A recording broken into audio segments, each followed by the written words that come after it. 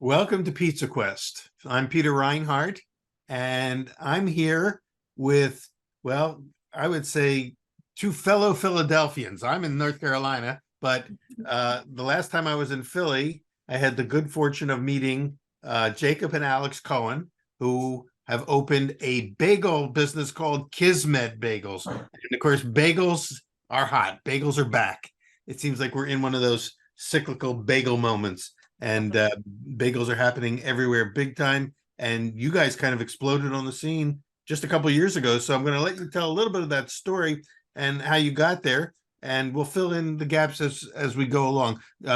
You're coming to us from, I think, in Kensington, right? You're in the Kensington part of Philadelphia, which is one of those neighborhoods when I was growing up that, I'd be afraid to go into. It was always, in my mind, a scary neighborhood. And now it is one of the foodie centers of Philadelphia. All sorts of cool things are happening there. So we'll get into all that as we talk about it. But tell us about how Kismet came into being.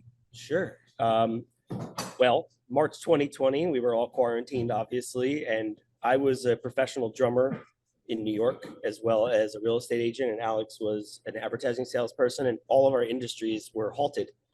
Excuse me. And so out of boredom and anxiety and all of that, like many people, we started baking bread every day. For fun, but also kind of this fear that we were going to have to create our own food supply and we should learn how to make bread well. I thought we were really going to have to live off of bread for 6 months. And it's amazing how many people turned to bread during those dark days. It was a source of comfort too, it gave you some purpose during the day. Definitely. And, basically I was doing that for a couple weeks, doing the no knead bread recipe. Pardon me. And 2 weeks or so into it, Alex comes down the stairs on a Sunday and it's like, I just really want a bagel. And nobody's leaving the house at that time. Nobody's going anywhere. All the restaurants are closed. Yeah. And we usually would have bagels every other day, or at least especially on Saturdays or Sundays with our family. So that wasn't happening. I just was, craving a hot, fresh bagel. And, we looked up a recipe online and we're super confident and cocky in a way. Like I was like, when traditionally I'm terrible at baking, really I love to cook, throwing stuff together, but being really precise and measuring ingredients was never my thing. Every time I would make a cookie, it would even turn out like crap. And we looked at the recipe online, and surprisingly, I was the one that was measuring and doing all that and weighing. We weren't even weighing yet. We weren't even weighing it. We were measuring with teaspoons and made the dough, boiled the bagels, threw them in the oven, and we have it's all on video, which is so cool because we were just filming ourselves just baking and cooking and doing all these things and sharing with our friends. And we took them out of the oven, and seriously, biting into these bagels was the best thing we've ever had. It was super crunchy on the outside, fluffy in the middle, melted in your mouth. Put butter. I don't even think we had cream cheese the just first slabs time. of butter. Yeah, slabs of butter. Thank God they turned out so well. But had they turned out not so well, we might not be having this conversation. I don't think so. It was this very euphoric moment. And it was watching our faces oh my God, this is unbelievable. And we got really obsessed with it, funny enough, and we kept baking them and dropping them off at our families' houses and waving from across the street, because we couldn't actually go inside. And everyone kept calling saying these are the best bagels we've ever had. And we're like, okay, you're being very nice. And then we started making them for friends and the same feedback and over again. We thought, this is really cool. And we just were having a really good time doing it. Yeah, it really did give us a sense of purpose, obviously, during that time. We loved to eat, we loved to cook. That was our thing, but we never had time. We were busy in the real world doing our regular jobs, and we'd be too tired at night and on the weekends. It's not what we wanted to do, So it was really cool to have this time where we had nothing to do. So we would just keep baking and keep cooking. Yeah, it was really fun. Yeah. And then I wanted to do something to help people during that time. And I reached out on our neighborhood Northern Liberties Facebook group saying if anybody knew where I could donate bagels to healthcare workers during that time. Oh. Yeah. And somebody, we got a bunch of people writing back oh, you can donate to Penn. Here's this contact, whatever. And then someone wrote back and said, actually, I'd love to buy the bagels and you can donate the money instead too. If that's, can we do that? And I'm like, sure, you want to pay us to buy our bagels? What? We ended up getting within the first week 30 pre-orders, and people were showing up to our house. It's amazing how these things kind of fall into place like that. Before you know it, you're sucked in, and then you can't get out. Because you go, how did we get here? But Grab And it this Yeah. was still stuff. just on like Nextdoor and Facebook. Yeah. This wasn't, we didn't even have the name yet. Yeah. So we were just doing this for a few weeks. And then we got a message or an email Mhm. from the local business district from Northern Liberties, the neighborhood we were living in. And they said, hey, we've seen what you're doing. It's really great. And there's this local pizza shop / brewery that's closed right now. And they're about to reopen. And they have these amazing ovens and a mixer and all that. Would you have any interest in baking in a real kitchen for a day? And I actually was like strongly against it. I was like, this is just a silly little project. I'm a musician. I'm making an album right now. Like, this is not our thing. And then I thought, it'd be fun to like do, I guess, for one day and put a picture on our wall and show our grandkids someday. So I said, let's just go do it. The way that all these pieces just fell into place makes me Yeah. feel that it must have been a factor in the name that you came up with for your bagels. Absolutely. So Yes. it's funny you bring that up now, because the very next step was, okay, now we have a pop-up. We're about to launch pre-orders And and we were going to market this donate thing. all of the money to Project Home. So that was like It's a local yeah. organization. Nice, nice. And so we were laying in bed the night before we were going to announce it. And Alex came up with the Well, name. we came up with a bunch. We had like We had a long list of names. Honestly. Really, we had a whole note of it. I wish we could find it, but it was all these different names, one after his grandfather just passed, like all these different names.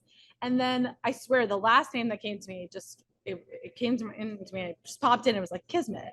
Because the way that we met as kids. Our grandparents have been best friends since we were kids, and since they were like 40, 50 years old, and now they're still best friends to this day. And we met when we were young. Jake had a crush on me, and I swear that it was mutual, but She's lying. but we disconnected for 20 years and didn't see each other. And Jake moved back to Philadelphia. I was living in LA at the time. He was living in New York. He moved back to Philly, ran into my grandma one night, and 2 weeks later he's out in LA visiting his brother. We met up, got together, and I moved home a month later and moved in. It was meant to be, right? It really was.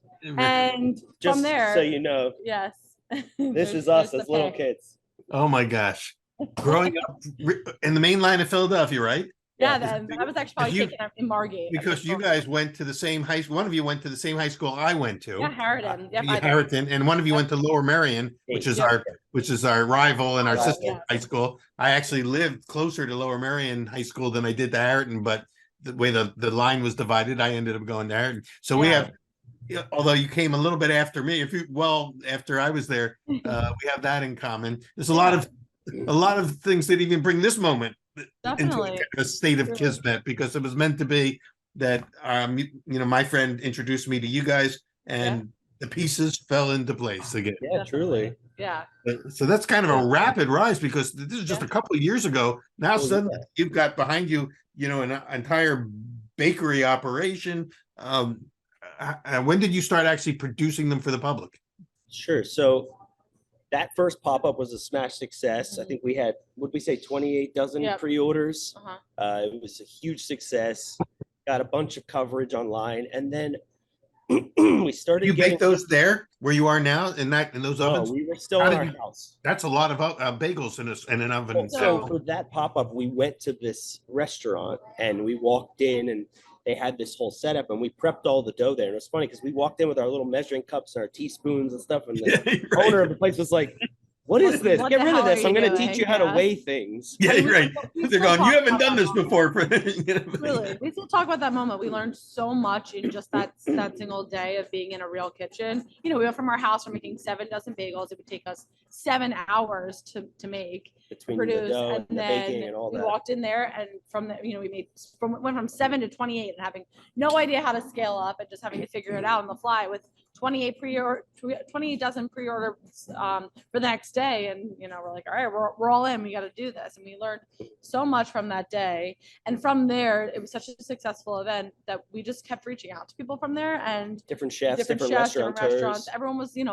bored, slow, closed, and we started popping up at different locations all around the city, and everyone was like welcomed us with open arms. We also got to meet all of their customers. They would tag us on Instagram, and then all their customers would find us and follow us. So every pop-up we were doing, we were getting more and more people becoming aware of us.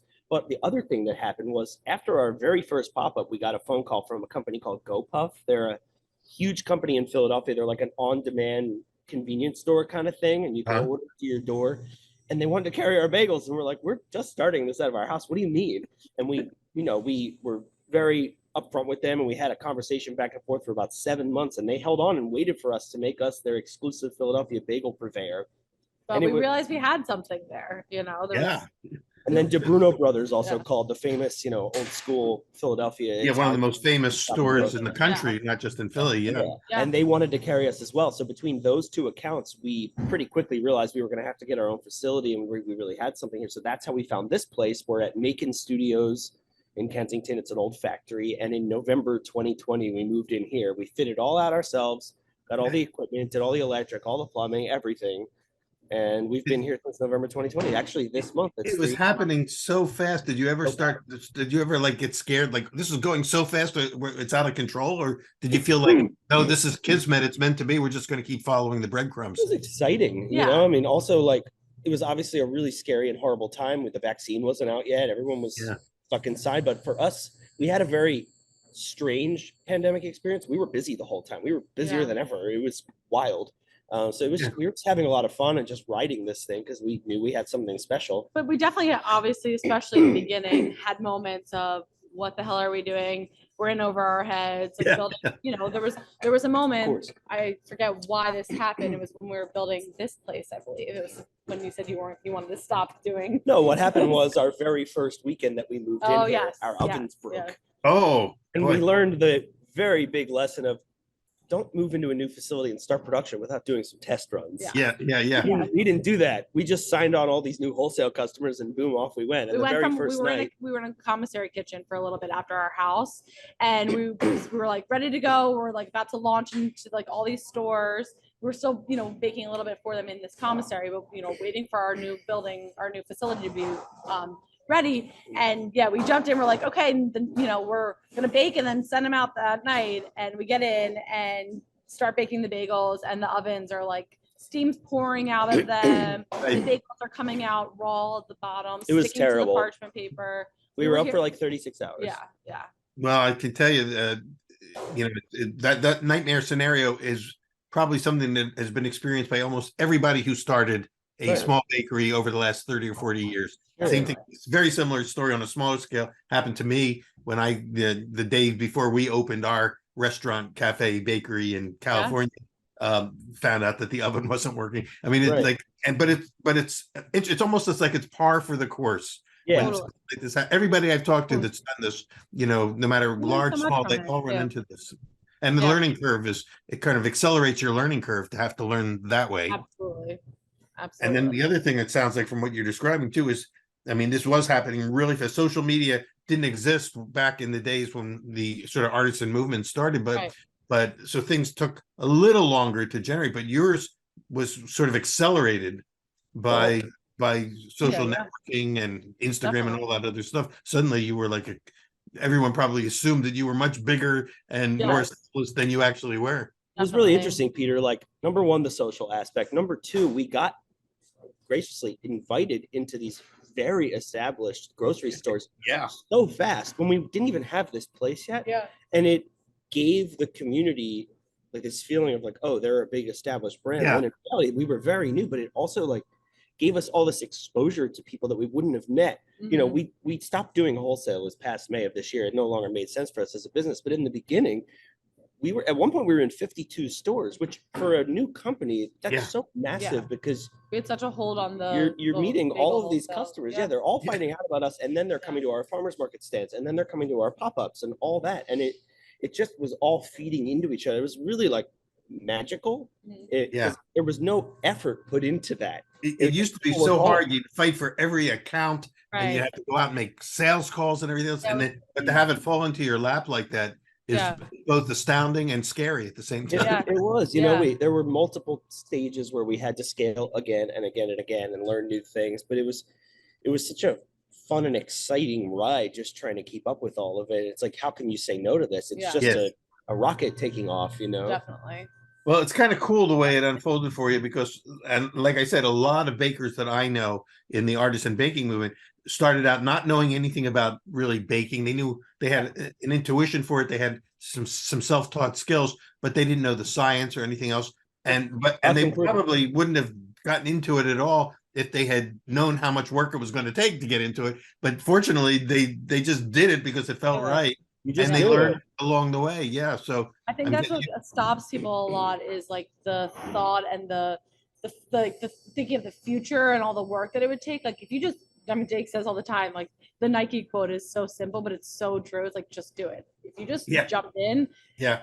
you Well, just figure it out. And you also, know? like, I mean, I listen to How I Built This a lot. It's like one of my favorite podcasts. It's a great show. Yeah. Yeah, almost every business owner that comes on there, they tell a similar story of like, I didn't know what I was doing, and I'm glad I did it. Yeah. Because the fear would be would too overtake scared, yeah, you. yeah, for I mean, sure. if I knew all the things we were going to encounter that we did, I would have been like, I don't want to go through Yeah, you would that. think, how would you ever be able to overcome those things? But when you're in it, you just do it. You figure it out.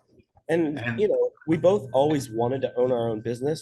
We certainly didn't have a plan to own a bagel business, but we knew we wanted to do something. Yeah. And so when it was becoming very clear very fast that this was it, it's like, well, what else are we going to do other than pour our hearts into it? You know, pour Yeah. our personal savings into it, move into her parents' house to be able to live rent free for a little and just give it our all. You know, Yeah. all these sacrifices that we made, all these compromises. It's like we did it because we saw an opportunity.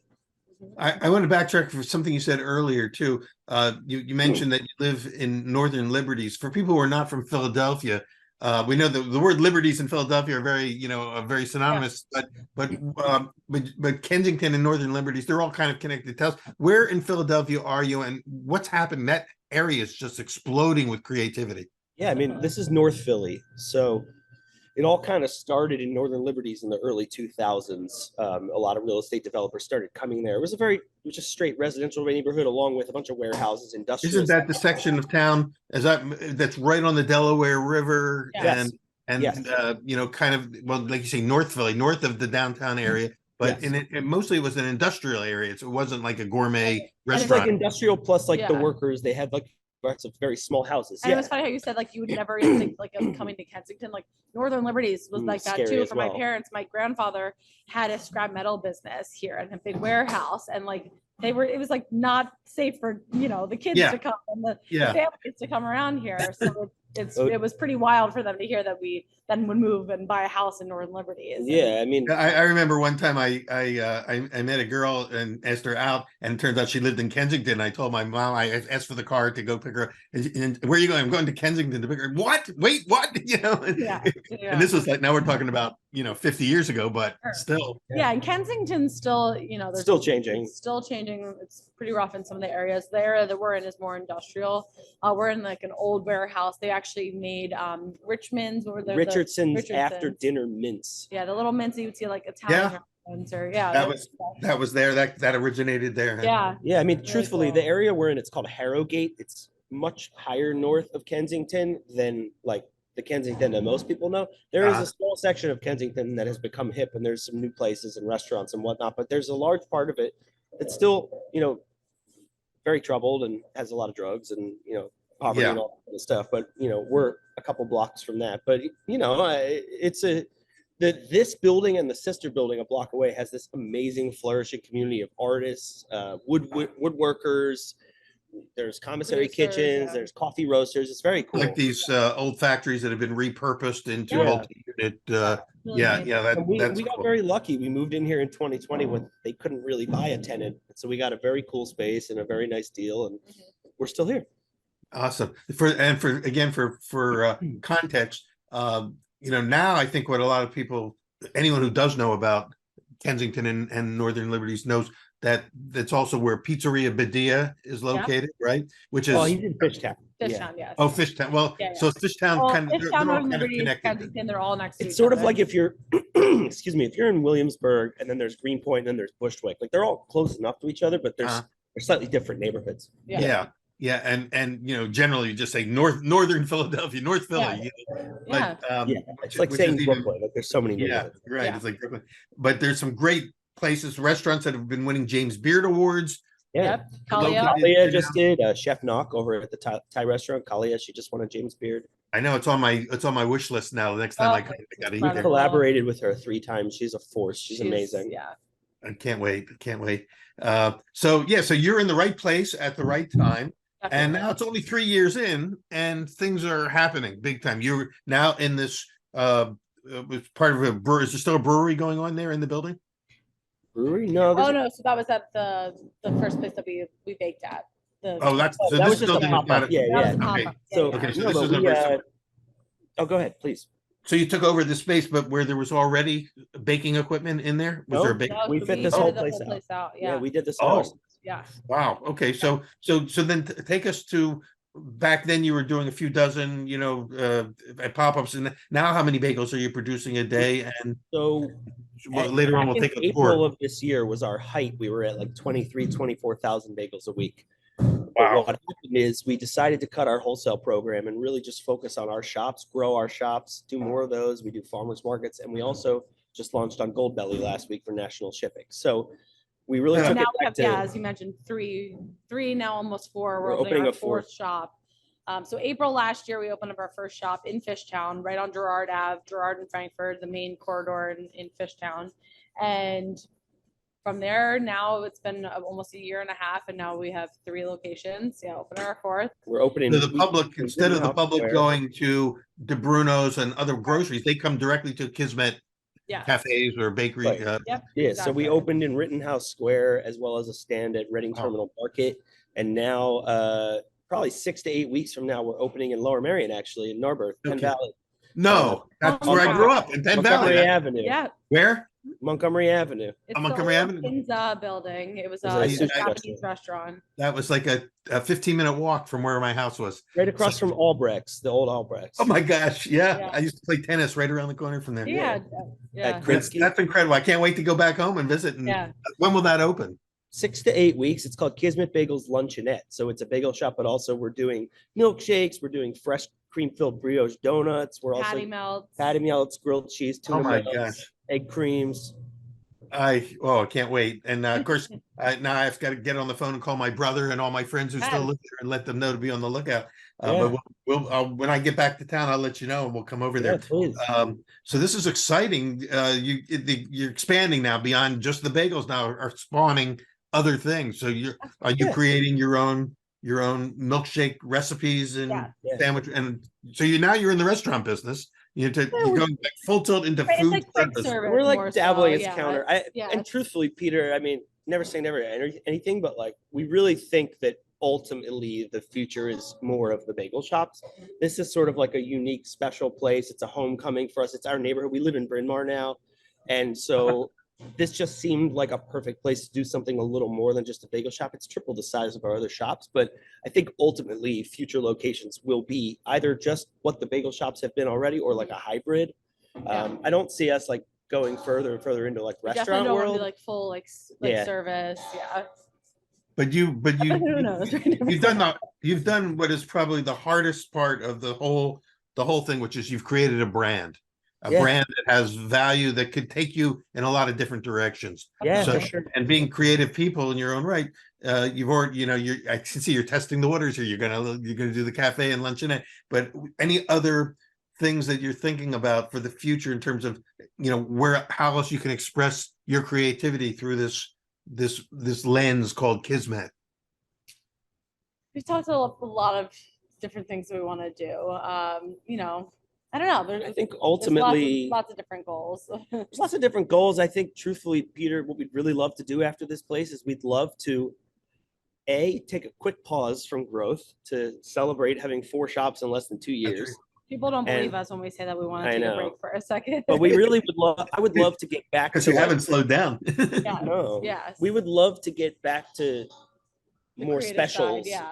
more That's special how we cream really cheeses. grew. We and- grew by collaborating with other businesses and doing really fun, exciting things with bagels that Yeah. people traditionally haven't seen. With what Jake said with Kalia with Chef Nock, we did a crab rangoon bagel sandwich that had Ooh. crab rangoon schmear with fresh long crabs, Fried wontons. fried wontons on it, on a curry bagel. It was a huge hit. It was So we awesome. do really cool things like that, and That's- we that- really want that's to get back fun. into doing that.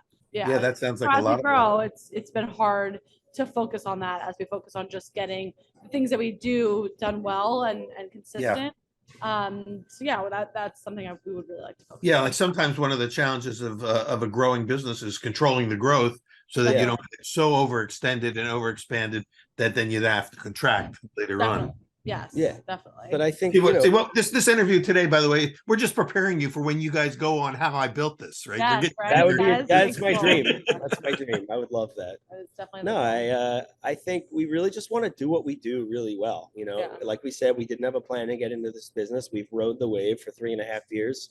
I think this fourth place is the culmination of that. And I'd really love to celebrate that and also just fine tune what we do, get back to being a little bit more creative when we're not focused on constantly being in a construction site. Yeah.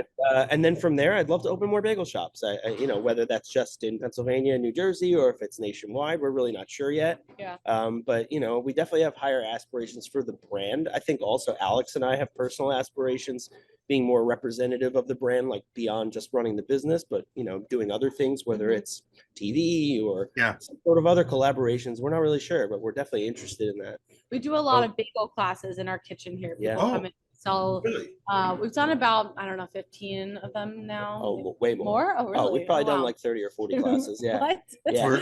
And there's That's 30 like how many per- people would come in? 30 people come per in. class. And we 30 teach people. it. Wow. Yeah. Yeah, it's a 3-hour class. You come in, you leave with 6 bialys and 12 bagels that you made yourself. And we also, you know, you get cream cheese, a special type, and the recipe. And it's really, really fun to be able to connect with people that have been supporting us for a long time, that love our brand, love our bagels, and for them to get their hands dirty. And, you know, what we say to people, like, we had no idea what we were doing when we first started, and then we learned. And if we can do it, truly anybody can. So it's really cool to, you know, teach people how to have fresh bread in their house. Yeah, It's like the best. most fun part is like honestly being able to wake up on a Saturday with your kids or your partner and just make some fresh bagels in your house. It's so comforting, so nice. It is, and it's and a lot of people that's how they get started. They make them in their house, and then suddenly they're popping up everywhere. And you're a perfect example of that.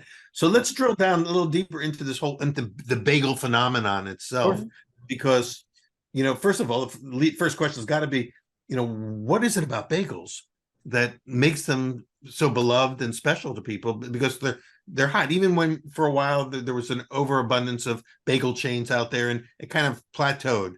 And then the big argument people would have was you can't get a good bagel outside of New York City. And people who knew how to make bagels would say that's not true. And that would be a great conversation starter, great pickup line in a bar. You know, it's kind of like, where's the best pizza? But I mean, but you still get people that sorry. Well, no, if you look on like Facebook, like on message groups or like any neighborhood posts, and people are like, where can I get a bagel around here? They are usually the most commented on and most like argued posts. People liked. Why do you think bagels have that mystique and cachet about them?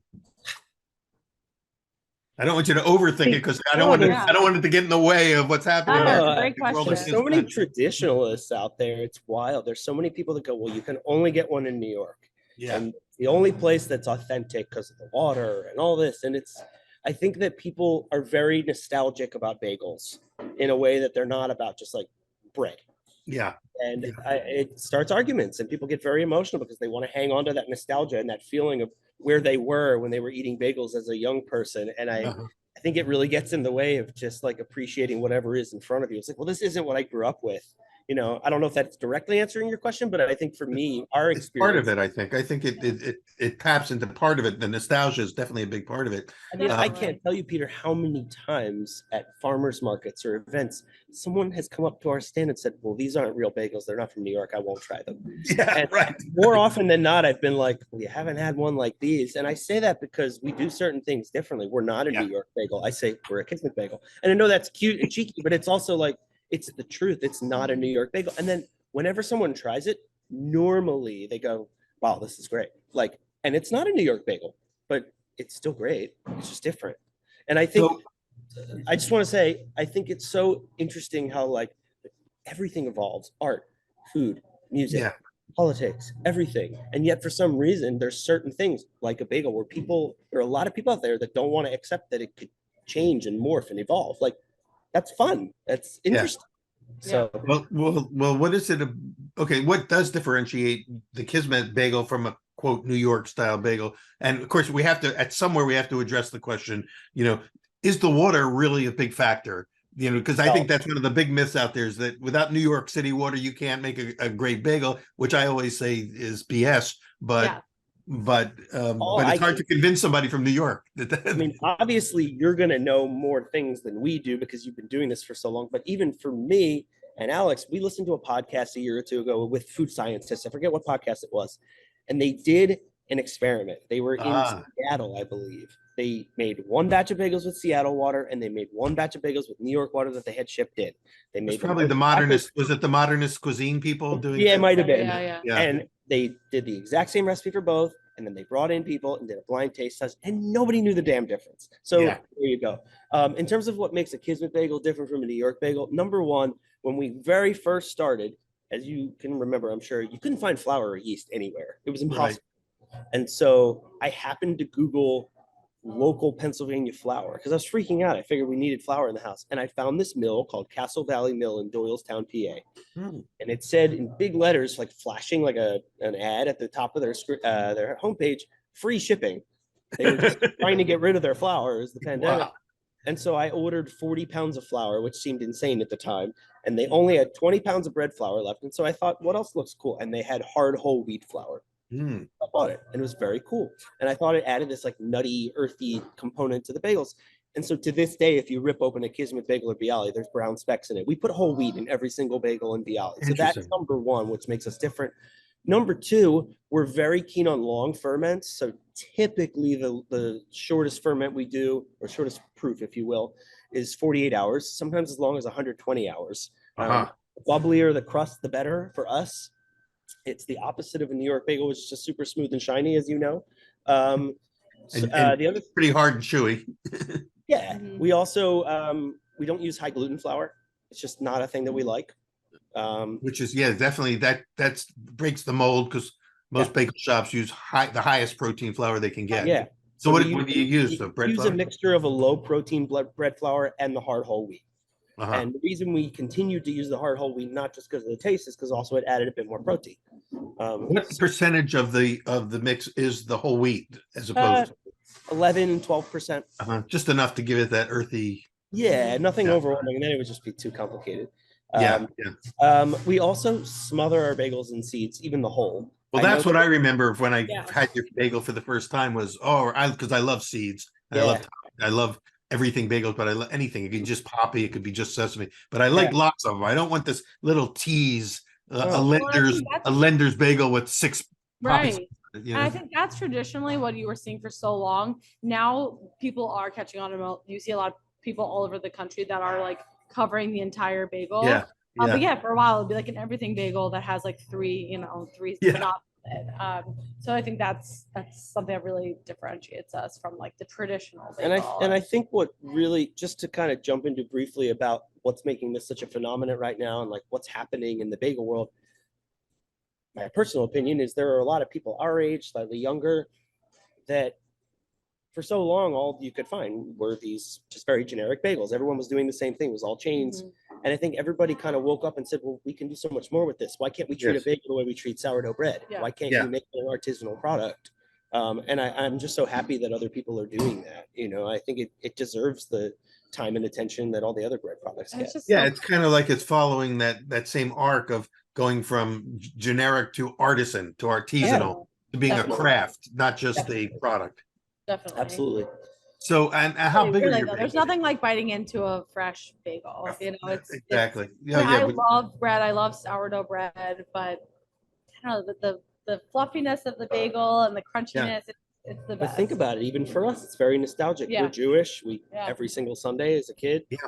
I would bring a bagel and cream cheese with cucumbers and bacon to school every single day. I was the same way. I grew up every Sunday was lox and bagel day for me, and even to this day, I can't wait for when I'm back in Philly. I go to Jaime's Deli, which was where I'm sure you guys know it, and you got to get the lox and bagels there. But what else is different about your bagel in terms of what's the size of your bagel? How much dough does each bagel? It's definitely smaller than a traditional like New York bagel. The New York bagels, or hot bagels in Margate. I don't know if you know that. I mean, their bagels were like this big. We like Yeah, they were huge. Really?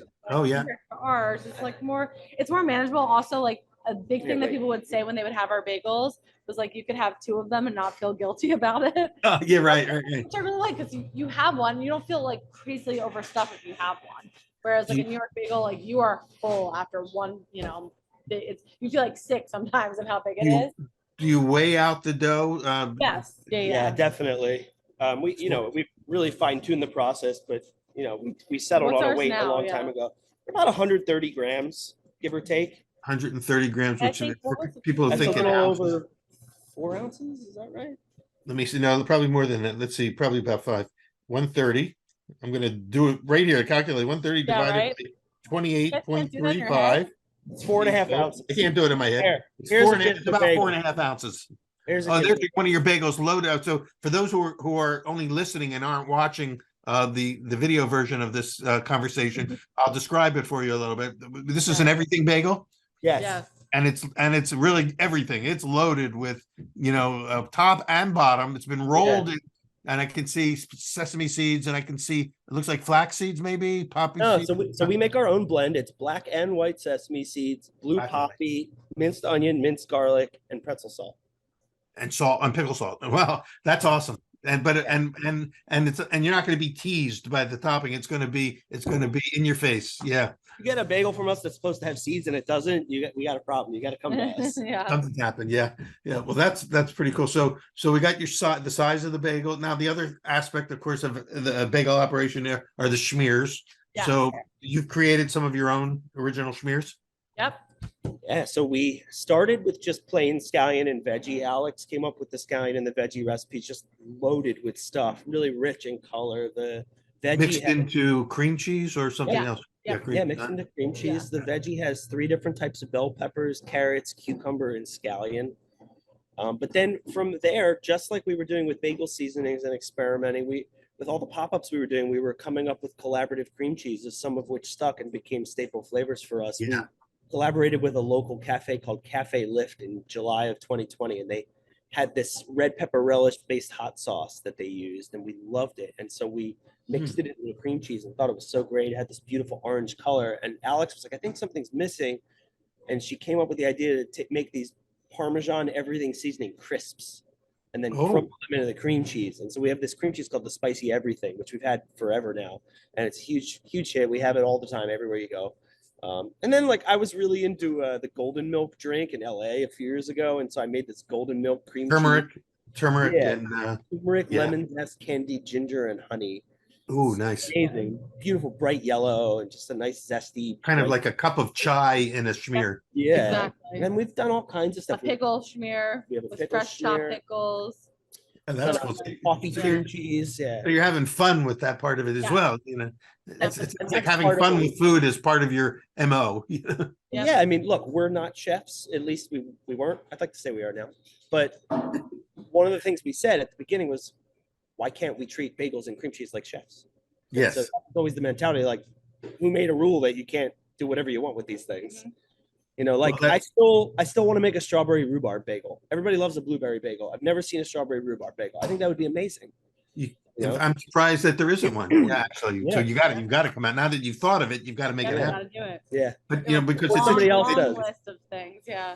the way what you just said about why can't we, kind of removing the sense of limitation. I talk a lot about that in the pizza world, where for a long time we only knew pizzas as a Neapolitan, Right. Italian sort of product. And then about 40 years ago, maybe, Wolfgang Puck and Alice Waters on the West Coast said, listen, pizza is just basically dough with something on it. Who Right. says that the something on it has to be what they put on it in Italy? And Wolfgang especially blew that up and started doing at Spago very creative pizzas that were not limited by flavor profiles or by nationalities or by ethnic strictures. And he said anything that could work on an Italian pizza could possibly work on any pizza. Yeah. And then that spawned the California Pizza Kitchen. So it was, again, this idea of thinking outside the box and saying, why not? Which is what you're doing. Why not try this? And sometimes it works and No reason sometimes not it to. doesn't work. Oh, we just had Have you had any a- epic fails? Any things that didn't work? You thought that seemed like a good idea at the time, but then when you tried it, it didn't work? Excuse me. Any epic fails? Very early on, I always tell the story. This amazing local produce grocery store called Riverwards Produce in Philadelphia. The owner, Vince, is an amazing guy, works with local farms, always has the freshest, coolest produce.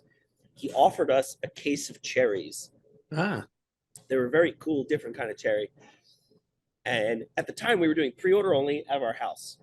And we would post on like a Tuesday, and then by Wednesday, orders would go up, and we'd sell out in like an hour. It was crazy.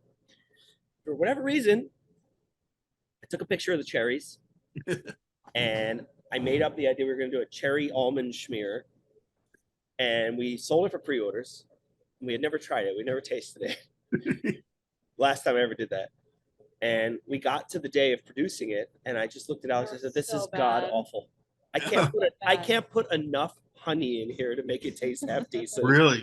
Were the cherries too sour or what? I think Yeah. so. Yeah. But we were stuck. We had And you to probably sell it. spent hours pitting those cherries too, right? Oh, we did. God, Yeah. and we were stuck, Peter, because we had to sell them. And so Yeah. my heart sank because I handed people these cream cheeses at the pickup knowing this sucks. And that Oh, was no. the last time ever we were like, why would we sell something that we didn't like? Yeah. And Yeah, so even yeah. to this day, like certain people will come to us, offer to do a collab, or we'll get offered a product or what have you, or something that people are requesting. But if we don't like it, we're not going to sell it. And I think I hope that's what helps us stand out is like, no matter how big we get, whether today or 10 years from now, Yeah. if we don't like it, I'm not selling it. Just Well, that's good. I want to You be gotta proud get- of when we yeah. sell it. Well, you know, one bad product can undermine all that hard work that you've done to Yeah. build that brand. Yeah, I Well, mean, okay, I think another thing though, like with growing and, I mean, epic failure. It's not a failure, but a big learning curve was growing and scaling up. You know, going from our house to then making 28 dozen to then Yeah. 50 dozen the next week to then then 25,000. here. Yeah, like and then at one point we switched over from doing hand rolled bagels to using a bagel machine. Yeah, I wanted to ask you about that. That was a The- huge learning curve. Massive. Because same thing though, we were like, all right, we're good. We're just gonna make the same recipe on this machine. And Jake and I ended up being here for like 17 hours. The day I quit my job to do this full time, Jake and I were like, we're gonna run the production by ourselves. It's a machine. How hard We can got it it. be? We Yeah, kinda right. had to throw away so much Wheel, dough. wheel, wheel. And learning how to create a recipe then that works for that type of machine and make it very similar to what we were already producing by hand was a whole learning curve. And yeah, I mean, there's been many times like that where we've had to throw away thousands and thousands of bagels because of overproofing or the walk-in underproofing or what. About 20 years ago, I met the guy who invented the bagel rolling machine. Wow. Cool. And he did it. I think he was living in New Jersey. He was an engineer. He wasn't a bagel maker. He'd been basically hired by a bagel company who was they felt like they couldn't afford to keep paying these guys to hand roll the bagels. Right. He needed Well, to the be able union to back then. scale up, and there was a strong union, Yeah. and so he invented the machine. And before they could even get it into operation, word got out to, I guess, well, we'll just assume it was to the union, and Right. before you know it, his garage exploded. And Wow. his prototypes were destroyed and everything. They had to start all Wow. over again.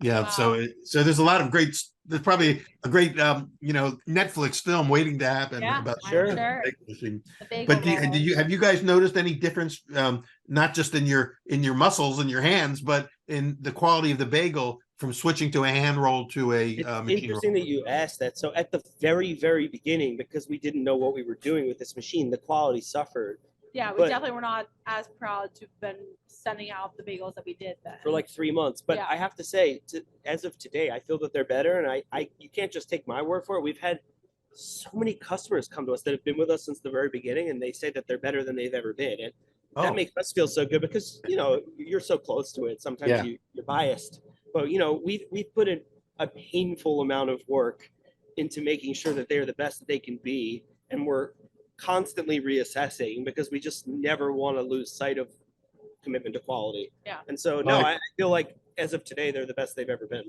I think that maybe one factor in that is that you give it those extra days of fermentation, which allows the dough to relax, because the machines are hard on the dough, and that's Yeah. one of the things that suffers if you try going from shaping to baking. But if you're giving them those extra couple of days to to age, to relax, for enzymes to work, the natural enzymes, then suddenly it overcomes a lot of the the harshness of the machine itself. Definitely. Yep. And you probably also learned how to drive the machine in a way that's not as hard on the dough. Oh yeah, I mean, Yeah. we very much have a good handle on that machine nowadays, but at the beginning we had no idea what we were looking at. So again, before we run out of time, I want to try to dive deeper into the bagels themselves. So the process itself is essentially, you make your dough. Do you give it any fermentation time before you take it to the machine, or do you shape it while it's still pretty dense? So one of the things we encountered when we first got the machine is when we hand rolled, we would let it sit for 45 minutes to an hour to get nice and poofy and airy and a little warmer. It'd be great on your hands to shape them. But with the machine, we learned you can't do that because the machine doesn't take too well to air. So the denser, the better for going through the machine. So we pull it right out of the mixer, get it onto the bench, cut it into strips, and boom, it's on the machine. And then from there, we put it in the walk-in. We leave the jackets open for a few hours to shock the dough a bit. So if you shut the jackets right away, it gets all steamy inside because they're still warm and they can overproof. Yeah. So our task at the end of the shift is to shut the jackets. And we've really pinpointed the fermentation times in such a way now that when we get here at 3 a.m. to boil, pull the rack out of the walk-in, we open up the jacket and we throw them right into the kettle and they float. Fantastic. So you say boil, so that's a key factor. Now there was one of the big, sort of what we call sacrileges of the bagel community was when steam injection. The steam injected ovens that came along, 30, 40 years ago. And thank you. And they were part of the growth of bagels. Sure. But I think we talked about this when I saw you. Was there was in California where I was living at the time. There was in Berkeley this place called Noah's New York style bagels, and everybody from New York was like screaming. They almost picketed the place. You can't call this a New York bagel. You're not boiling it. You're only steaming it. It's way oversized. It's really too airy. Blah blah blah. So and Noah just kind of smiled and he said, "Gosh, I'm making an awful lot of money selling these quote New York stuff." It was essentially that's the thing, Yeah, and he sold the business for millions of dollars. So he won in the end, but I think it also impacted what the perception. It helped make bagels a mainstream non-ethnic Jewish product, but sort of a middle American product. But it also changed. Bagels, I mean, look, there's obviously still people out there who say there's only one kind of bagel, but like you just said, look at how many people are successful out there. I'm a huge fan of Courage Bagels in LA. I don't know if you've been there yet. No. Those are anything but a traditional bagel, but they're outstanding. I love them. Yeah. There's also you could also argue there's different bagels for different moods you're in. I mean, there's so many different types of bagels out there now. Look at there's your book right there. As your first book. It's true. Like look at Montreal bagels. Yeah.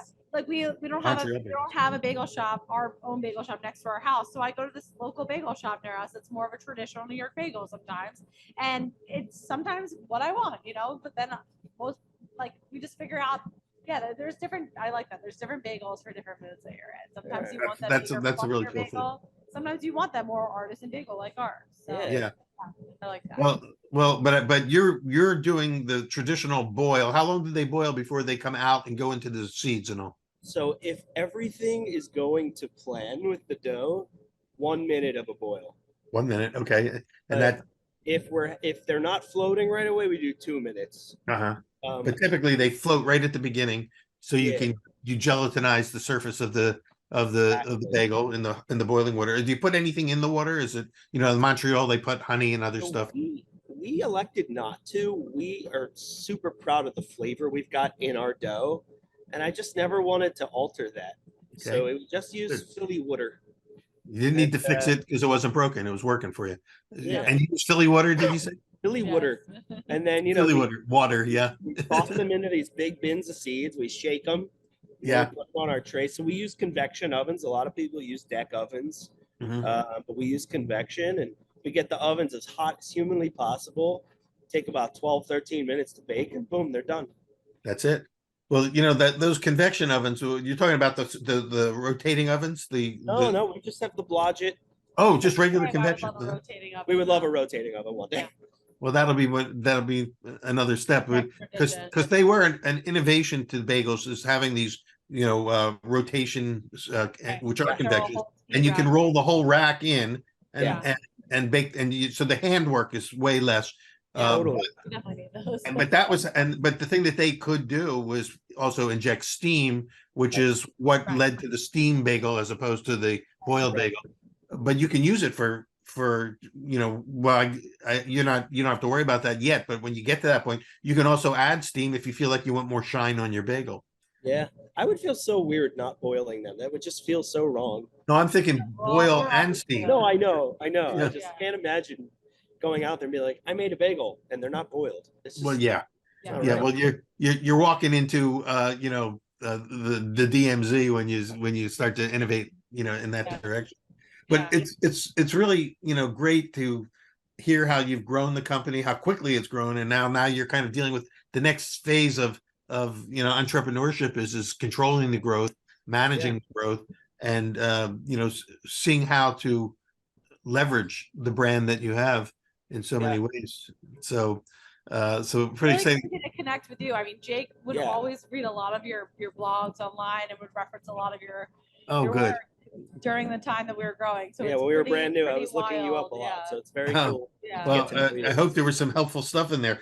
absolutely. I think that, again, all of us started out by reading somebody else's book, and trying to put together the knowledge in a way that would make sense for us, because we would stumble into success with a product that we weren't even sure how we got there at first, and then we learned how, by working it backwards, how we got there, and then how to get it consistently good, and that consistency then becomes another phase of growth. So it I sounds don't like know you went through those. I don't know if you feel this way, but to this day, even though you have books out there, which I think are amazing, it doesn't feel like there's a definitive resource for like step A to Z, like how to do this. I found like I would find little bits and pieces everywhere, but there's certain parts of the bagel process that, like on this scale, like not at your house, but in a larger production, that like no one has written about. You have to just figure it out, or like try and watch someone's video in their production space on YouTube and pause it, like zoom in and try and learn what they're doing. I don't know if you feel that way, but it's still really hard out there to try and figure out how this whole thing works. Well, I think that, like with anything, first of all, the technology keeps changing too. Yeah. So processes are going to change. And it is baking in general, bread baking, fermentation baking is really sort of a lifelong path now. You never get to the Never end really of it. get This to is it. always something you So new to true. learn. But And look one at final the thing. seasons with dough and figuring out, you're always changing your recipe, Yeah, it's a great learning, and that's part of what makes it, I think, fulfilling, is that you feel like you're not only creating something, but you're learning as you go. It's a journey. You mentioned Bialys though earlier back. Oh, I don't want to leave without talking about Bialys. So you do Bialys in addition to bagels. We do. When I was a kid, my grandfather Herb, Sunday Lox and Bagels was his pride and joy. Like he just lived for it with his family, and he loved Bialys, and he would always bring me one as a kid. And when we started doing this, I said, "What were those things that my pop-up used to give me as a kid? I never see them. I don't even remember what they're called." And then I realized they were called Bialys, and I was looking everywhere, and nobody was making new versions of them. There's Kosars in New York. You could get a frozen one at a couple Jewish delis, but I just thought, why not try and do that too? Because I'm crazy enough. And so I remember it was a big holiday. I don't know if it was Yom Kippur. Or, it was one of the big. Oh no, it was a few years ago when we had worked our butts off all day. We were exhausted. We went over to my parents' house for a meal, and I said, "Well, I've got some leftover dough in the kitchen. I'm going to bring them home. I'm going to try making Bialys." And they thought I was nuts because I was so tired, but I just was determined to figure this out. And so we got really obsessed with Bialys. Started putting different flavors in the middle, just like the same mentality of the bagels and cream cheese. Like, why can't you put other things in the middle? Like we crack an egg with bacon and cheese on top of it.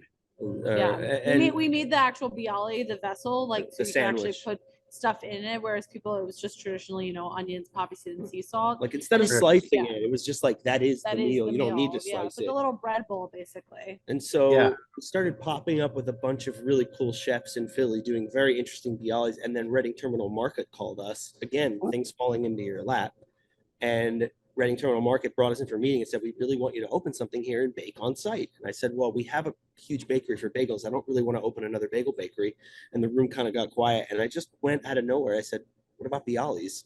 So we've been doing all these pop-ups, and it was a 14-month journey of going in discussion with them and then signing a lease and getting it built. But we ended up opening Kismet Bialys. It's a Bialy stand at Reading Terminal Market. At Reading Terminal Market, which again, for people outside of Philadelphia may have heard of it, but it's one of the great market, you know, the I open air think it's markets. the oldest indoor market in the It is, yeah. country. Yeah, and it's Gorgeous. something for everybody in there. Yep. And So we're great there. stuff. So if you're in there, that's a great place to be. And We you're make them and on site. do you bring bagels in for people who want a bagel? That Yeah. Yep. We do bagels and cream cheese. You can throw lox on it, but we don't do the full sandwiches. It's all about the bialys. That's pretty cool. So for those who don't know what a bialy is, there's still a few people out there who don't know what a bialy Yeah. is. A lot of Sure. people, as Oh, we've yeah. learned. Yeah. A quick definition of what a bialy is and how it differs from a bagel. Well, I'm curious if you agree with this, but my definition is rather than a hole in the middle of a bagel, you form a well or a depression, as some people call it, in the middle of the dough. Traditionally, you would sprinkle a few minced onions, lightly sauteed, some poppy seeds, and salt. And it's a different dough than a bagel. It's a lot less sweet, is my understanding. It's very fluffy and airy because it's not boiled; it's just baked, so it's a lot more like bread. For us, Peter, again, being naive and not having the experience, one day when we were still hand shaping the bagels is when I made the bialys. And truthfully, we weren't doing the traditional New York roll. We were doing the poke method, which isn't the most traditional, but that's what we were doing. We didn't know any better. And I took that same bagel ball, I turned it into a bialy. It was phenomenal. And so we use the same recipe for our bialys. So we don't have a different bialy recipe. We treat the dough differently. We don't. So you use the same dough that used in the bagels for the bialy. Yep. Yes. So one difference is, first of all, there's no hole. It's almost like a Press, an indentation. yeah. I'm trying to think of what are the kolaches? You know, they're Oh yeah. Yep. kind of like that. It's a pocket, or like a Danish pastry, even a pocket filled, but it's not a sweet dough. It's a bagel dough, and it's not steamed. Do you shine it up at all, or does it come out kind of dusty looking? Okay, so but because it's not steamed, does it puff more when it goes in the oven? Yes, So definitely. they're way fluffier for sure. Super fluffy. Not as much. It has a little bit of a crisp on the outside, but not as much as the bagel. Yeah, chew nowhere has. near. Yeah. And are they selling well? Is the shop doing well? Yeah, doing really well. it took a little bit of time to like educate the customers and also for us to like figure out how to best present them in there because in Reading Terminal Market, you've been in there, Peter, like you've got less than 2 seconds to grab somebody's attention. They're so overwhelmed in there. And it's from people from all over that definitely do not know what bialys are. Most, So People actually walk by, they go, "Oh, bagels." Yeah. Like, no, that's not a bagel. Yeah. So the education aspect has been interesting, but we've been there 10 months now, and I feel like we're just starting to get into a groove there, and we've really figured the place out, and I'm excited about it. And we just did a collaboration with Kalia, the place I mentioned. She just won a James Beard Award 2 weeks ago. We were mobbed all weekend. We did 3 different bialys. We did one with a caramelized pork belly. It was all Thai. Did one with a Thai chili cream cheese and this sauteed curry shrimp, like really, really cool stuff. And everyone was coming up. I'll take 1 of each. I'll take 2 of each. And there were 3 different flavors. It was very cool to see people trying it. We did a special dough with Thai chili in it, and then we did another one with Thai 5 spice. It was a huge hit. It was really cool. That's awesome. So once again, fun with food. You guys are, getting to be creative and expanding the parameters of what a bagel and a bialy can actually be. Yeah. And at the same time, staying true to the traditions. So congratulations on all that. I mean, I think it's always, I'm fascinated by, people who dive in and hit, have success and can grow a business from, just having the faith to do it and to not ask too many questions at the beginning, but just follow your hunch and follow the breadcrumb trail and see where it leads you. Definitely. So true. Well, congratulations. Thank you. Yeah. And Jacob and Alex Cohen, thank you for creating Kismet, for what you're doing for the city of Philadelphia. I can't wait to come back and eat at that cafe in Narberth. Yeah. And I'll look forward to seeing you next time I'm in town. Yeah. Let us know. Thank you, Peter, for having us. All right. And thank all of you for tuning into Pizza Quest today. Today's Pizza Quest is Bagel Quest and Bialy Quest. And really, it's really more about the quest than it is about the pizza or the bagels and the bialys. And I'm glad that you guys have found sort of your own pathway in your quest. So thank you. Great work. Congratulations. And we'll see all of you on the next episode of Pizza Quest.